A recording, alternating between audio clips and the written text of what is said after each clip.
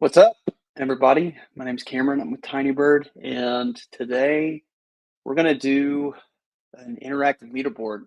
So, what we're gonna the goal today is really to kind of show how Tinybird can integrate with a front end application, in this case, a React app, and kind of show how we can use some of our in-session data and some remote analytics that we're storing and creating in Tinybird to create kind of this motivational. Like my inspiration here was Peloton. I got my wife a secondhand Peloton for Christmas. Swore I would never use it because I bike outdoors, but I've loved it. And one of the reasons I've loved it is because it is so motivational. You have all this real-time data being fed to you as you ride, and it's motivating because it helps you understand kind of where you are uh, against kind of your peers in the ride, but also against your own personal records. And so we're going to kind of recreate that experience, albeit in a highly simplified environment. Um, so let's get to this. I have some slides. I'm not going to share them because this is going to take a while, and I want to make sure I have enough time. The other thing that I want to share is, my goal today is not to show you how to build a React app. To be honest, you don't want me to show you because I'm not a great web dev.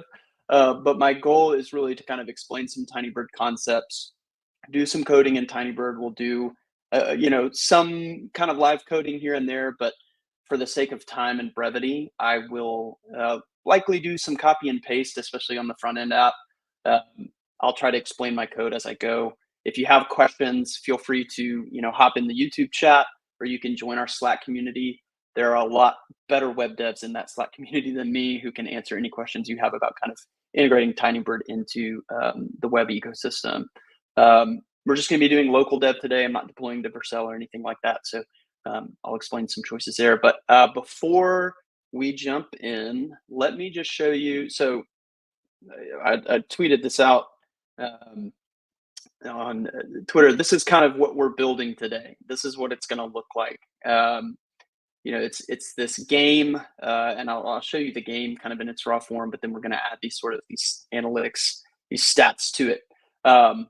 So let me show you. Actually, this is the game without analytics. So this is kind of my basic React app here, and if I enter a username, I'm going to do Cameron, and I'm going to get a little countdown timer, and then my goal is to press the green target as it moves. And I'm going to do this 25 times.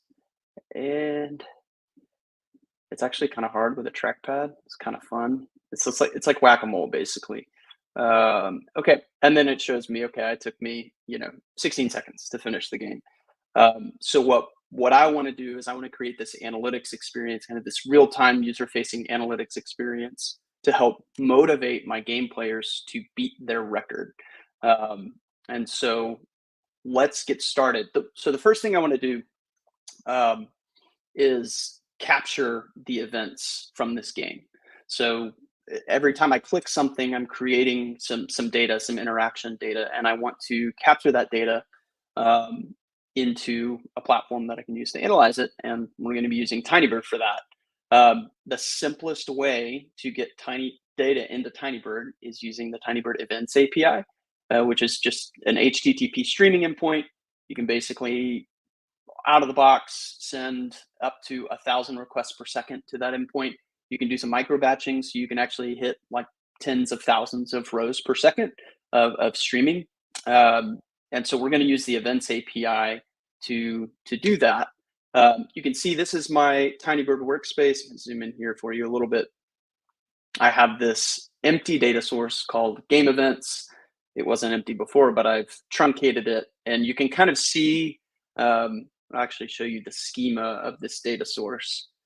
This is what it looks like. You can see the columns that I have, and I'll be generating these from my app and sending them to Tinybird. So let's go ahead and do that. I'm going to jump into VS Code, and I'm on this kind of game-only branch, and let me just quickly explain this React app. So I have, my page component with, my app page with this grid game component. And then I have a couple of modals to handle kind of starting the game, setting your username, and ending the game and starting over. I'm not going to go into too much detail on this. Basically, have a bunch of these states to handle things like, how many clicks I've done, times, the target index, the game progress, all this stuff, all these states that I'm managing. Let me, it might help if I close something. You can see this a little better. This is kind of the game component. And what we're going to do is we're going to add a function to start to send some of this data to Tinybird. So before we do that, I'm actually just going to create, let's create a little utilities folder here. And in this folder, I'm going to create a file called tinybird.js. And so again, it's an HTTP streaming endpoint. So this is really simple. I'm just going to create a simple AC function to send data to the Tinybird endpoint. So what I'll do, let's just do, we'll call it send event, async function. We're going to pass a payload, token, a host, and the name of the data source. And we're going to, so we're just going to do a fetch here, right? So fetch, and then HTTPS, add our host here. And then the endpoint is events. And then we just pass the name of the data source. And that was data source. There we go.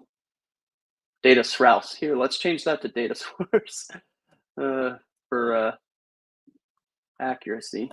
Okay. We're going to fetch that. And what do we got that? Okay. And then we're going to, this is going to be a post. We're posting data to this.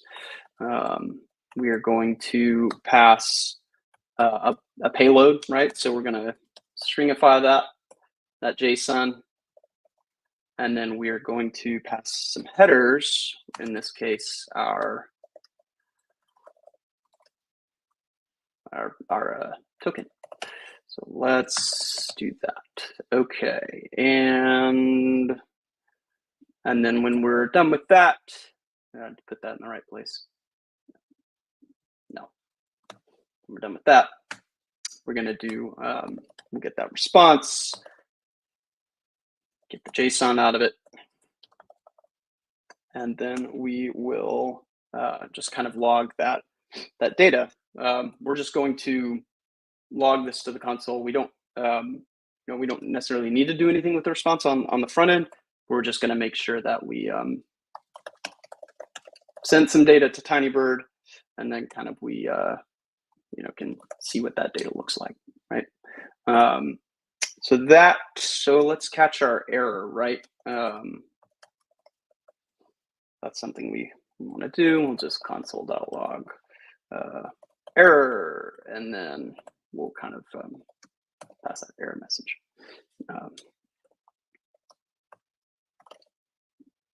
Okay, so that's kind of our little function to send an event to Tinybird. We're going to just going to export that. I'm going to add some more things to this later. So we'll just start with this send event. So this should, assuming I typed everything out, I'm copying from my repo, so this should all be correct. But you basically see what I'm doing. I'm making a post request to this events API using my host, my data source. Now, where's this host coming from?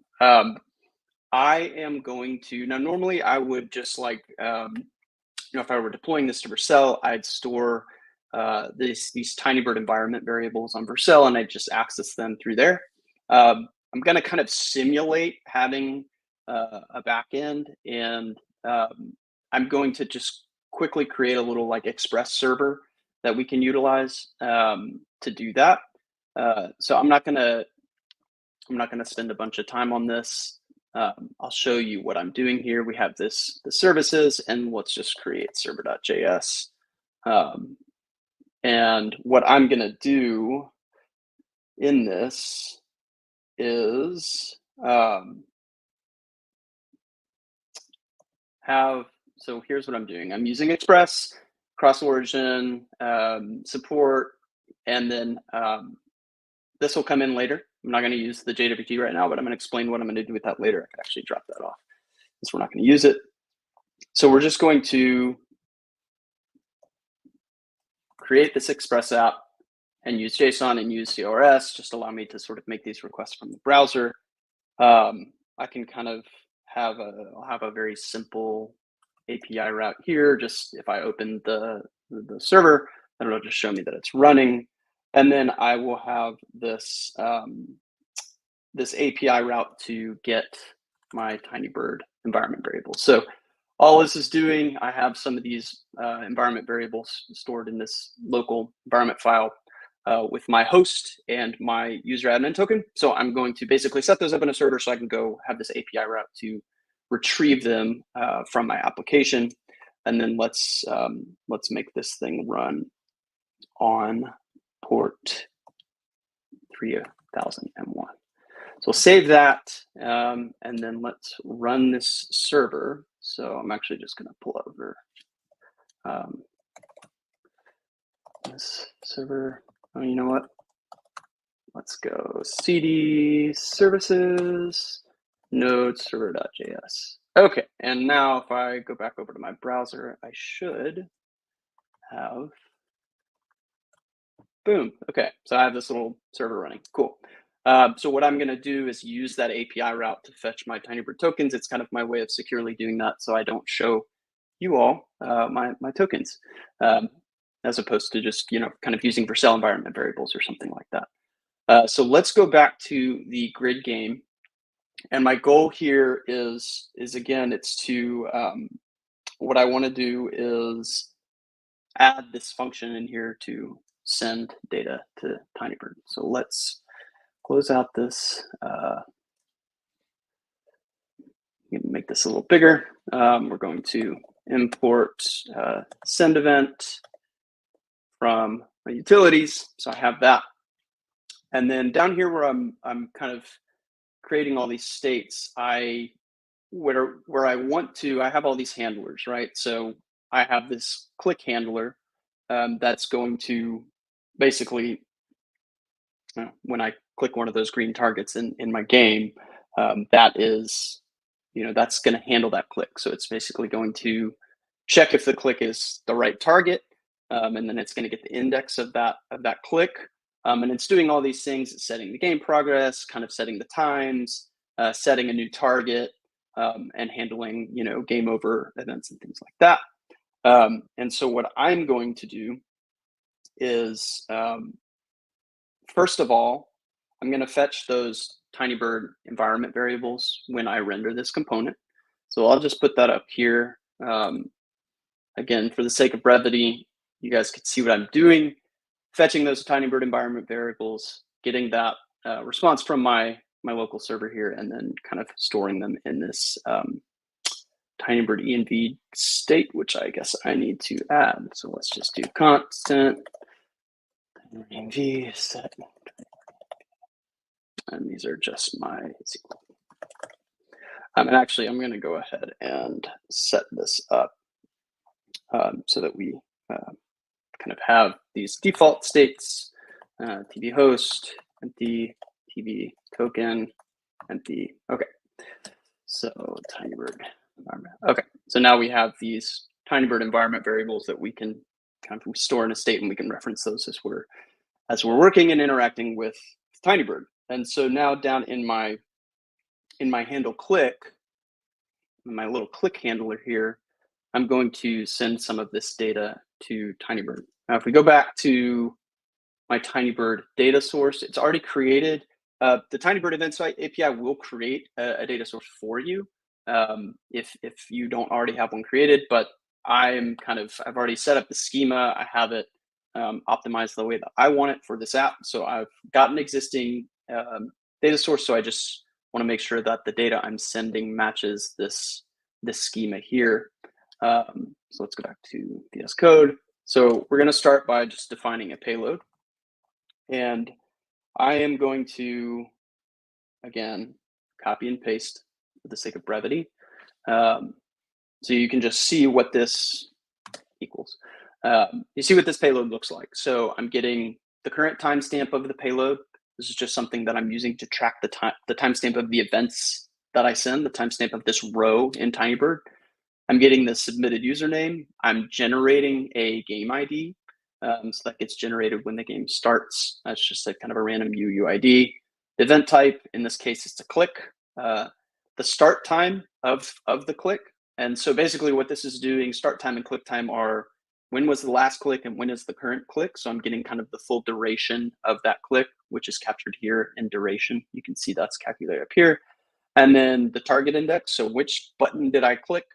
And then was it a correct click? Did I hit the green one or did I accidentally hit something else? So I'm going to create that payload and then send it to Tinybird using that thing we just imported. Now I'm going to use tinybird.tb token, tb host. So I'm getting those environment variables. And then my data source is called game events. All right. So assuming everything works, I should be able to go back to my app here, and let's open the, hey, look at all that fun stuff. Okay, let's clear the console and put my username in there. And what we should see is every time I click a button here, data sent to Tinybird, we get a successful response. So you can see as I'm clicking, I'm sending all these events to Tinybird. Let's go ahead and I'll just fail this game. And so you can see I've got some data. If I go back to my game events data source, sure enough, there are those click events. So these have been handled. They've been sent to Tinybird. You can see the target, all this fun stuff. And so what I now want to do is to create some analytics based off of this data. So the idea here is I'm going to create, I'm going to do this pretty quickly. Again, I'm not here to like show off React. I'm going to use Tremor for my charts. Tinybird does have a charts library. I had actually already built this demo before we released that, and I was using Tremor. So I'm just going to kind of continue with that. But the idea here is kind of to show you how we create these endpoints in Tinybird. And then what I'm also going to show you is how we secure those, with tokens. And so let's actually just start. I'm going to create a pipe. So the goal here with creating a pipe is to analyze this data, and then we'll create some API endpoints. So I'm going to create a pipe called fastest click. And so the idea here is I want to get, the fastest click, but I want to get it on a kind of a per user basis. So I want to, for each username, what's their fastest click, right? So what we're going to do is we have this game events data source, and we're just going to do a select duration. So that's the duration of that click from game events, where username, and then I'm going to pass a parameter. In this case, I'll call it user, and just to avoid confusion with username, and set a default of Cameron, because that's what I have in there. And then we will make sure that that was a correct click. I don't want to cheat and get credit for clicks that weren't correct. Don't need semicolons, switching from JavaScript to SQL. And then we're just going to order by duration ascending and limit 1. So this should give us the fastest click that I just made in that game. If you go look at the game events, you can see that, where was it? 560, yeah, that was my fastest click. Okay, so I have this SQL returning, the fastest click. All I need to do is publish this as an endpoint. Before I do that, I kind of glossed over this. This is Tinybird's templating syntax. So what you can do in this case is, as you're writing SQL, the goal here is obviously to publish these as APIs, and you can use this templating syntax to define query parameters. So you can actually see when I wrote that in, the UI showed, hey, you've got a query parameter, it defaults to Cameron. I could actually drop this out because I don't want to default. You can see if I don't supply anything, it's empty. I could actually test that value, test, well, let's just do test. Okay, it's empty, test Cameron. Boom, there's my response. So you can see how that query parameter gets passed. And let's create an API endpoint in Tinybird that looks like this. And now we have this API, and you can see, basically it created this token, this static token that you can use to access the API. So if I just kind of copy this and paste it into the browser, it's going to give me an empty response because I didn't supply that parameter. If I just do, user equals Cameron and not user. Why do I keep doing that? Okay, there you go.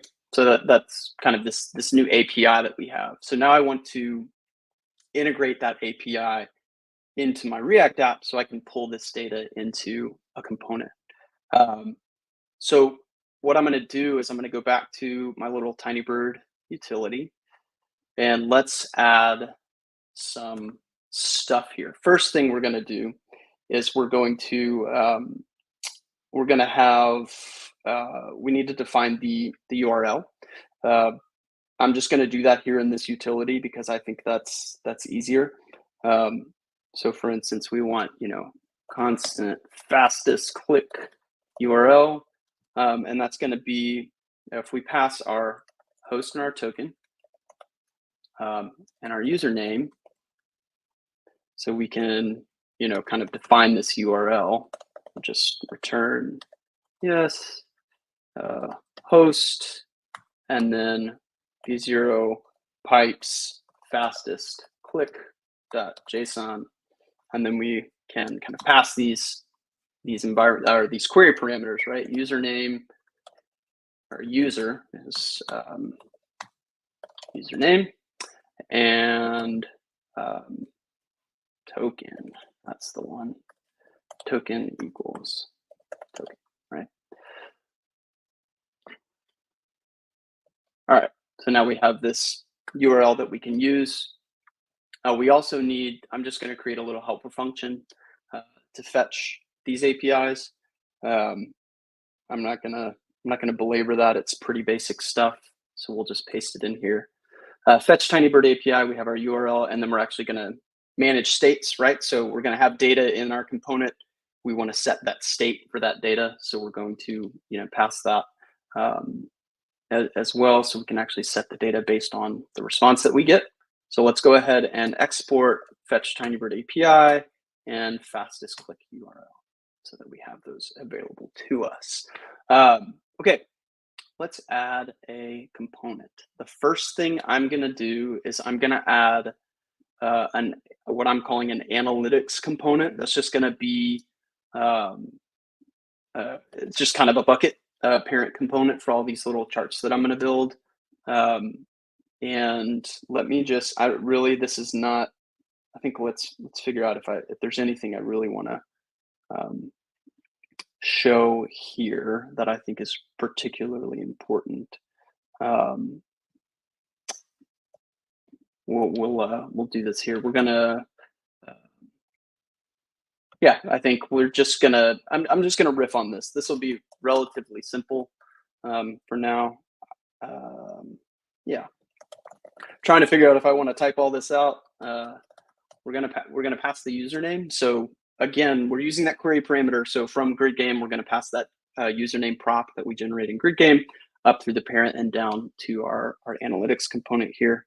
And we're also going to let, well, yeah, we're gonna let it know that the game has started as well. So I'm gonna pass this as well. I'll call this analytics. Okay. And first thing we're going to do, we're going to need those Tinybird host and token states. We're going to set those states. We're going to use that same use effect hook to load our Tinybird environment variables. Now, I could pass these as props from the game component. I'm not going to do that. It's fine. I'm just going to fetch them again from this component. And then I'm going to add some stuff here later, but right now, all we're just going to do is just return our components. So we're just going to return in this case, a div. I've already set up a class name called analytics container. And then we'll just put H2 analytics for username. So, everybody can see, hey, these are my analytics. And then I'm going to add some components to this. But for now, if I just deploy that and add it to my page, let's do import analytics. We're going to actually, we have this game progress. I'm going to use this later on. So I'm going to just go ahead and add that here as well, this current game progress, so that my code works. We'll end up using this in a later step. I'll go back to the page, and then we're going to, let me just copy these in. We're going to pass these props down from the parent to the analytics component. Okay, so if I go back to my app here, you can see, hey, look, I've got this, little analytics. I put my username in. That should, well, I guess that didn't pass.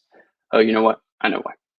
Here's what I'm going to do. We're gonna add a component, but I'm a little short on time, and I want to show off some things. So I am going to, what I'm going to do here is I'm just going to I did something smart before I worked. I incrementally saved some Git branches to kind of keep track of various states. So I'm just going to check out this first set of components. I'm going to call it, it's called PR components now.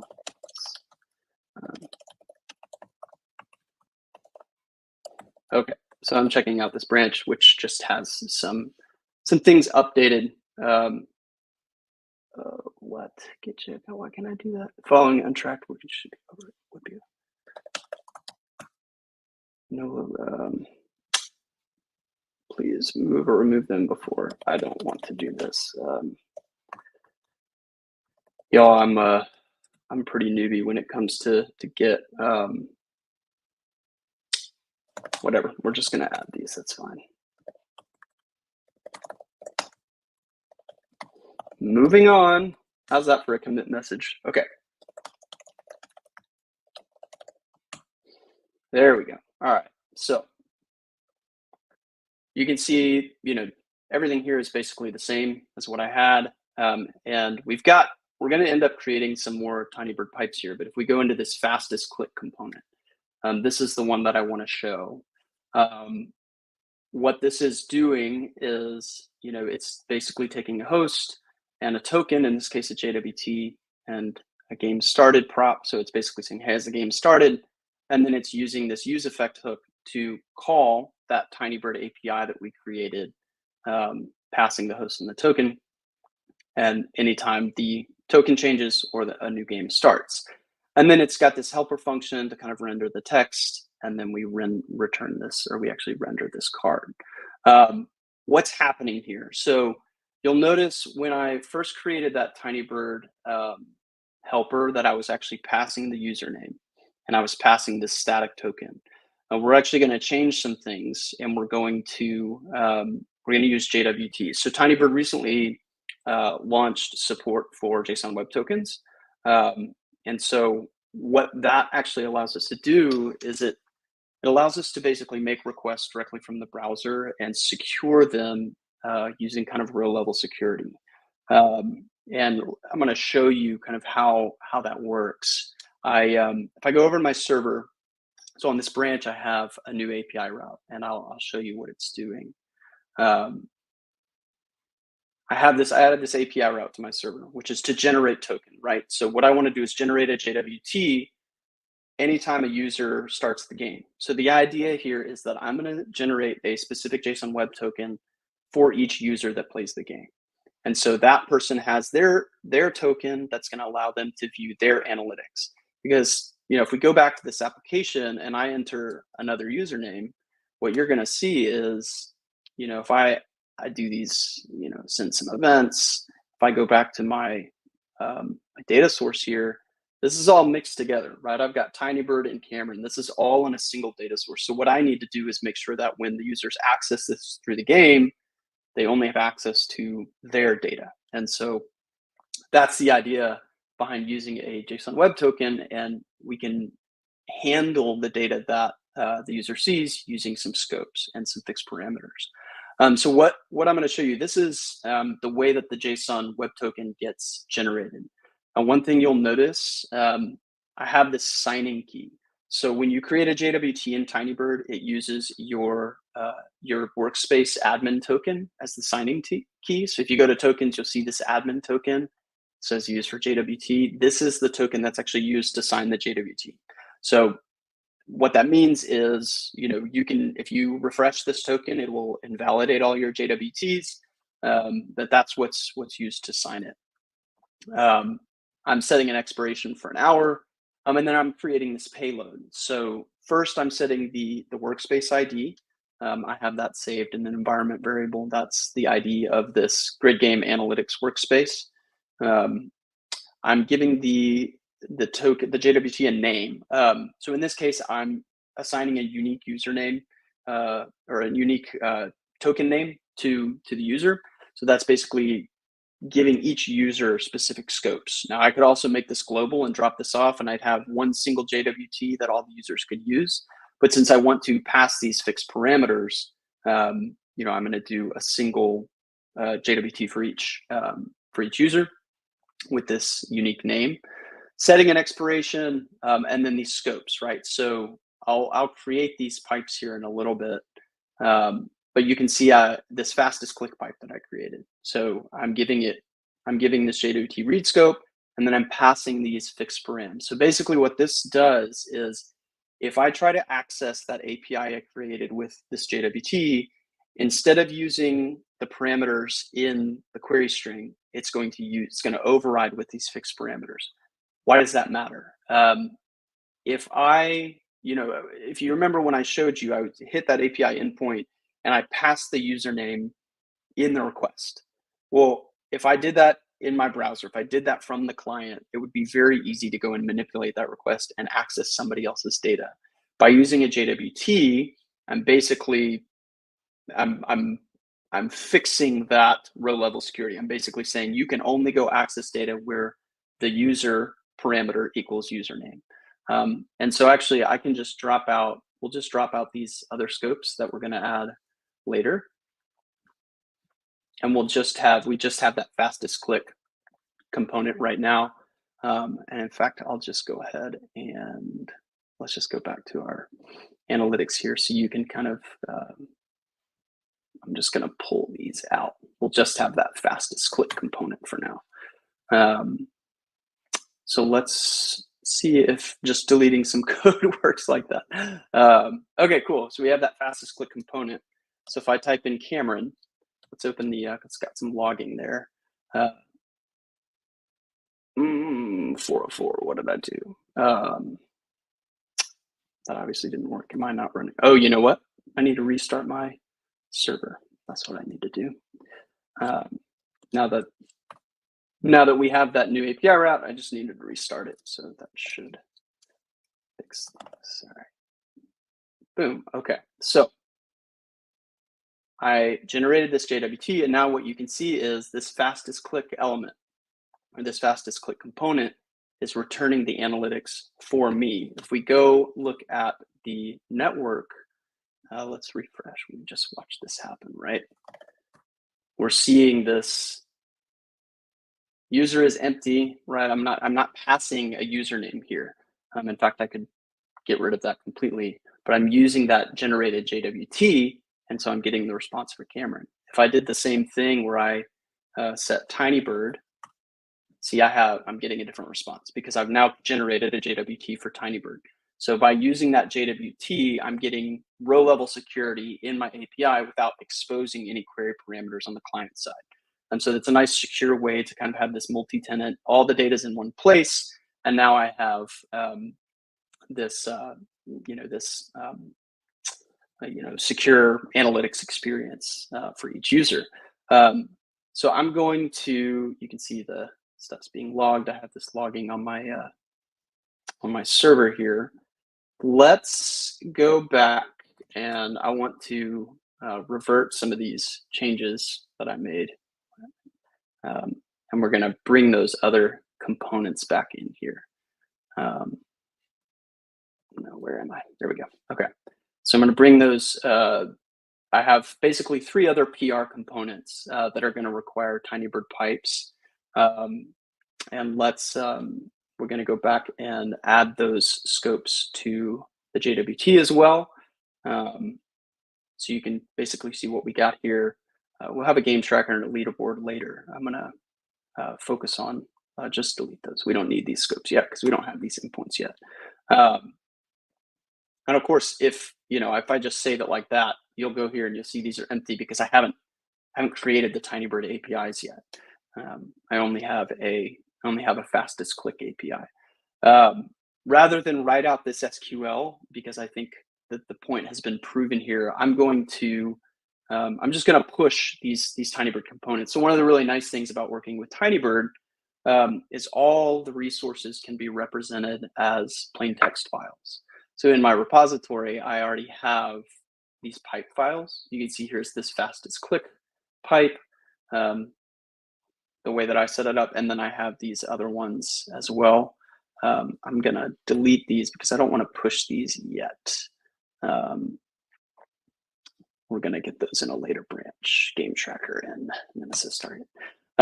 Okay, and so now I have those. I can easily push those to the Tinybird server. It's just files. I'm going to go to my Tinybird directory. I am already authenticated to my Tinybird workspace in the CLI. So all I have to do is tb push, and I should update my CLI, but you can see it skipped game events and fastest click because those already existed, but then it's going to push my new pipes in that code, the code that I had in these files, in these Tinybird files, to the Tinybird server. So if I go back, we will see, back to Tinybird. Okay, I have these pipes. So I'm getting the fastest click, the fastest game. So, for each, I'm getting the sum of the duration for each game, making sure that it's, every click is correct, and then passing that username. Same thing, favorite target and nemesis target. So like which target are you best at clicking the fastest and which target are you worst at clicking? And if we go back to the grid game and set our username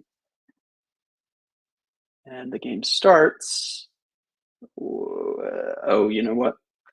I think I know why. Did we set those up in our, no, they're here. Now I got to figure out why. Oh, again, it's killing me.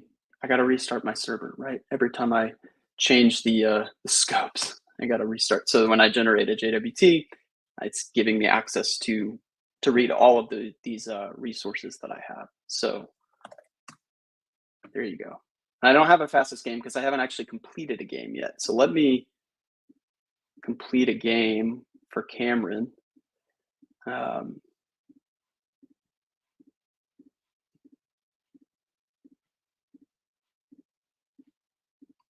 Boom, boom, boom. Okay, so now when I restart, it should refresh this. Okay, so my fastest game was basically 17 seconds. Okay, I have my personal records. This is slightly motivating, but actually the whole idea here was to create an, quote, interactive leaderboard, this sort of Peloton style, real time, I'm, seeing my progress against my PR in real time. And so that's kind of what I want to focus on next, because I think that's the more exciting thing. And so let's go back to, I'm going to go back and just kind of, let's close this out. I have a pipe in Tinybird, and let's just here, actually, I'm going to go ahead and slash these changes, and then we're going to, I'm going to check out my next branch, which is kind of my next milestone in this, which was get checkout. I'm just going to get checkout me. I think we can work through this. So I have this. The idea here is, and I'll just show you. I mean, you can. Well, it's not working because I don't have the API yet. But I have this game tracker pipe, and I'll just talk through this SQL. So what this is doing is it's going to kind of get the game based on it's basically getting these ordered events, right? It's taking all of my clicks and it's ordering them, and then it's going to kind of use this. I like this click function, this group array moving sum duration. So basically, it's going to calculate the cumulative duration for each game, and then it's going to, for games that have a full 25 clicks, meaning I completed them without missing the target, it's going to order by game length and limit by 1. So the idea is here I'm sorting the clicks by game, I'm calculating the cumulative duration, and then I'm getting the fastest game, and then I'm just using this array join to kind of reformat an array that I have in one column into multiple rows, so that in the result I get this nice little, one column with my number of clicks and one column with my number of rows. And let's just we can actually see kind of what the result looks like if we push pipes game tracker. And we'll go back to Tinybird, and we can see this API. And let's view it and test it. Let's get back here. We're going to test this with Cameron so we can see what it looks like. So I'm getting, you can see this was the game that was the fastest, and then I'm basically just getting, oh no, I want that back. Let's look at all the nodes. So you can see that first node, all the ordered clicks. Next node, this completed game ID with this cumulative duration array. And then I'm just putting that cumulative duration instead of an array, it's in rows, and then I've just got, clicks. So what you can see basically what this is doing, what this SQL does, is for each click, it's showing you the cumulative duration of the game. And so the idea here, what I want to do is use that data to show for every click I take in real time to compare it to this best game and see if I'm on track to kind of beat my record. And so I'm going to, let's go back. We're going to restart the server again, because if we look at, let's go back. We look at the new server, we've added this game tracker scope in this branch. So now I have this, again, this read scope. I'm going to restart the server so that new scope is added to the token creation process. And then let's go and look at this component. So going back to my analytics parent component, I've got this game tracker here now, again, passing these props, the host, the JWT, the game started, and the current game progress. And then let's look at this component. Let me just kind of walk through what's happening in this code. Again, by the way, I should have mentioned this before.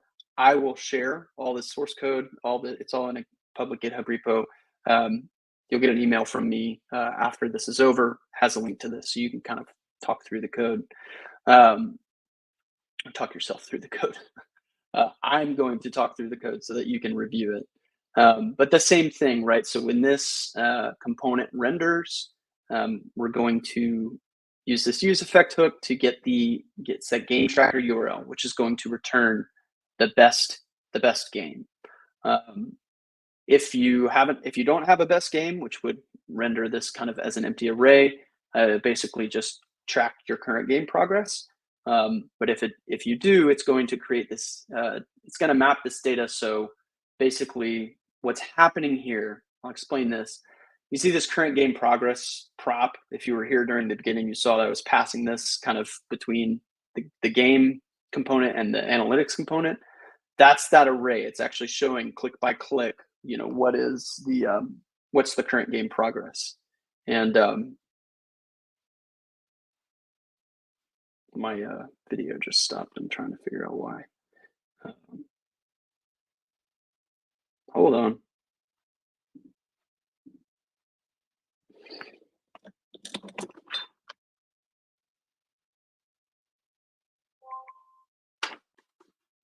There we go. Something interrupted. I use my iPhone as my live stream camera, and something interrupted me. Sorry about that.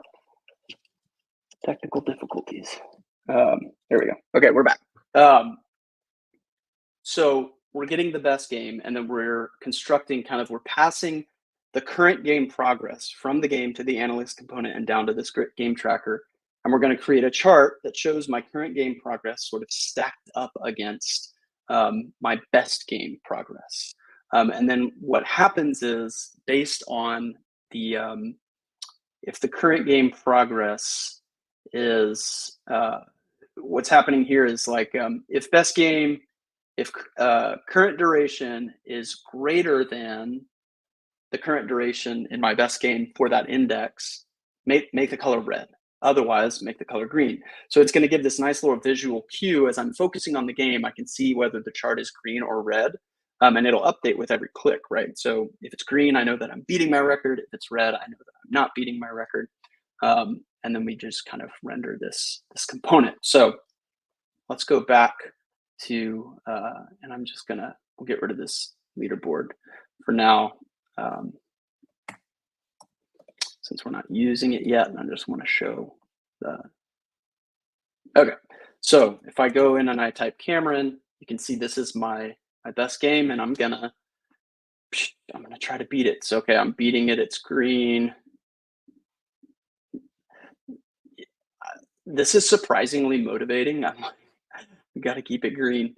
I've played this game a lot more than I would like to admit. Okay, so I beat my record, and so if I play again, you'll see that it's going to reset my fastest game, and now I have this new record that I have to beat. And if you can see now I'm behind, I'm losing, right? And I failed. Now, if I put in a new username like, Cameron2, and I start a game, it's hey, you don't have any records yet, so we're gonna, we're emptying that array, and it's just gonna kind of track my current game progress.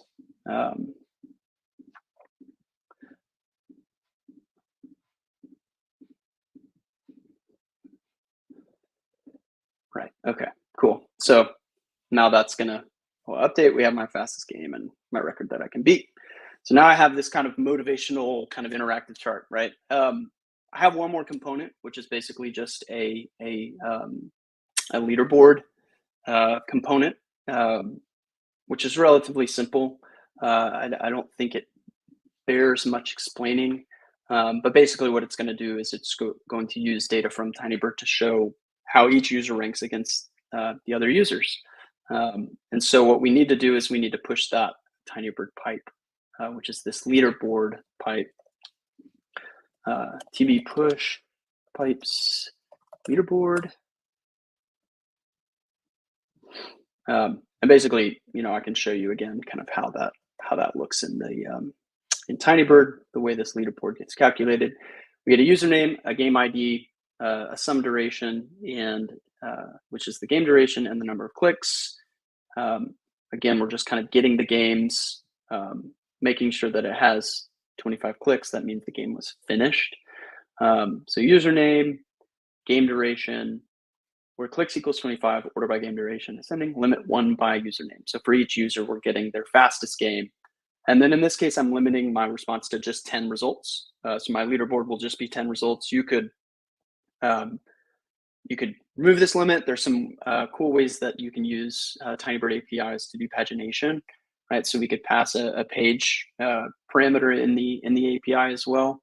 But basically, this is just generating this leaderboard. And if I go back to my grid game and refresh, and once again, I'm going to have to make sure that my my little JWT generating. Oh, I guess I already had that. Okay. And you'll notice here on this leaderboard, right, since this isn't, I'm not passing a user parameter here. I don't have that fixed param scope in this scope for the reading this pipe in my JWT. So this is just kind of using that static URL without a query parameter. I shouldn't need to restart my server, so let's just see if that, oh, I gotta put it back in my component here. Save that. Is that what it was? Yeah, okay, there it was. Now if I type in my username, now I'll see I'm highlighted in green. If I set a new username, Cameron2, this is all kind of in the front end, but it's showing me where I stack up in the pecking order. And that's basically it. I mean, this is what we set out to build. I actually did this faster than I thought I was going to do.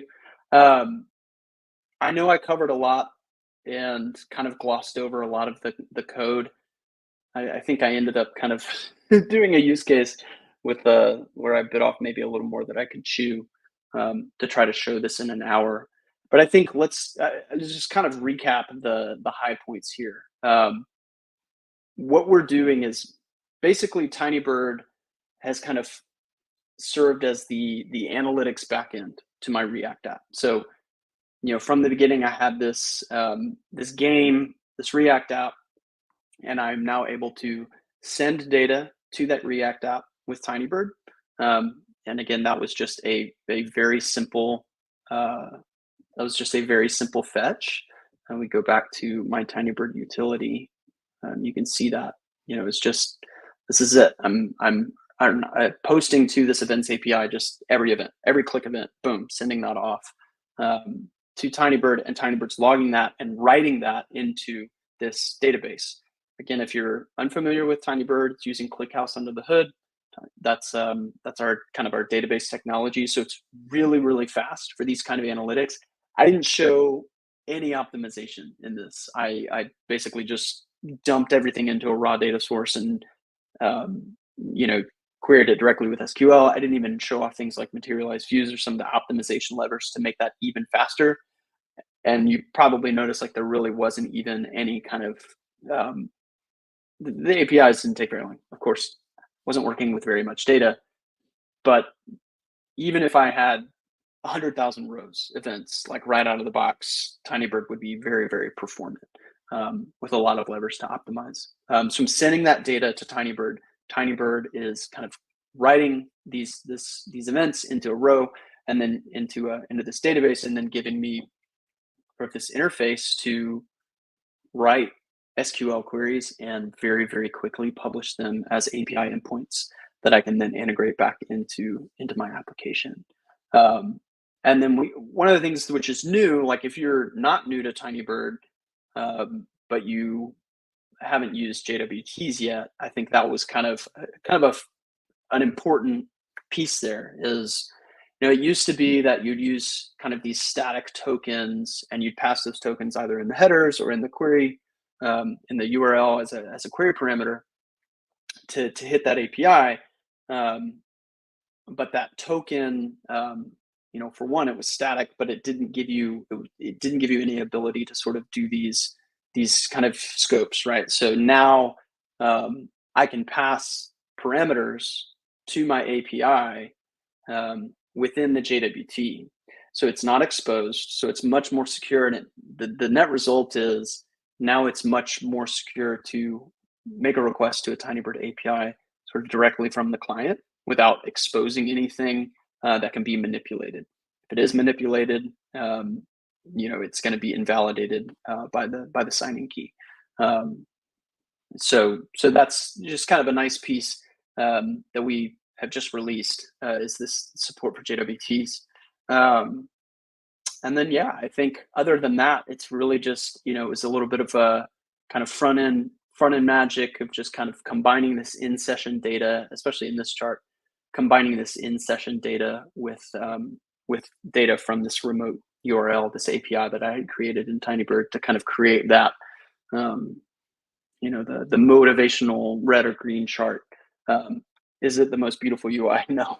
But it is pretty, it's pretty nice out of the box, the things you can get. Like, again, I'm using the trimmer library. It's a great React charting library. I know there's now a Shad CN charting library that is probably incredible as well. We didn't show off Tinybird charts in this. If you're unfamiliar, I can even just show you right now. Tinybird charts makes it really easy to generate charts directly from Tinybird. So I can actually, and I can show you with this leaderboard, because it uses this bar list, how easy it would have been to create. And then now I have basically that exact same bar list that I had in my code, all already generated. I can get this code, and I can use an iframe to just embed it in my application, or I can actually get the React component. Next time I'll probably use this. Again, I just kind of didn't use it because I was already I already had Tremor, and I was already using some React hooks. But there's some nice things in here. You can install this library, and then you obviously get the charts. But then the other nice thing about the library is you get some nice React hooks that are sort of built for Tinybird. So there's a use query hook that you can use to really quickly just fetch data. And then there's some nice sort of parameters that you can pass it within that hook, like set a refresh interval really easily, or change, or even just call a single function to refresh the data from the API. So there's some nice things there that you could use as well that I didn't really get to show off, but this is a kind of a new thing that we just did. About out of time. Like I said, if you have any questions about this, definitely recommend joining the Tinybird Slack community. It's the best place to ask questions. Again, I'll send a follow-up email with some resources, and thank you all for the time, and happy coding.